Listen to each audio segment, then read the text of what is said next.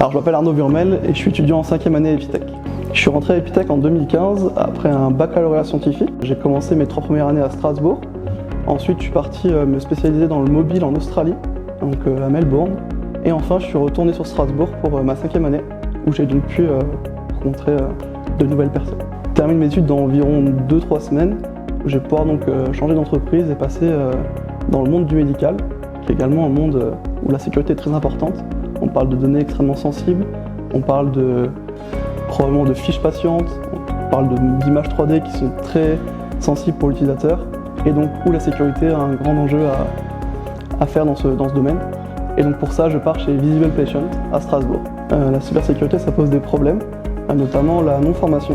On peut être amené à avoir des informations importantes sur l'entreprise et de pouvoir les divulguer facilement, juste par un manque de formation. Alors je suis assistant pédagogique, j'encadre les étudiants de première, deuxième, troisième année dans leur parcours à Epitech. Je suis là pour les aider si jamais ils ont besoin d'aide, ou encore juste leur proposer d'aller plus loin, de leur montrer de nouveaux horizons si possible et de les faire briller le maximum dans l'école. Le besoin en formation en cybersécurité devrait augmenter avec le temps. On a de plus en plus d'informations qui sont très sensibles, que ce soit sur les utilisateurs via tout ce qu'on peut trouver aujourd'hui, RGPD, toutes sortes de normes qui existent. Il va falloir montrer quel impact on peut avoir dans une entreprise avec une simple information en fait. Et je pense que ça devra de plus en plus se développer pour rester fiable. Sur une durée de 3 jours, nous avons vu avec Philippe durant un workshop différentes thématiques en sécurité, principalement basées sur Windows. On a d'abord commencé par 2 jours très théoriques, où on voyait les différentes failles à exploiter. Et enfin, on a terminé sur une journée plus pratique, où on devait s'amuser sur Windows.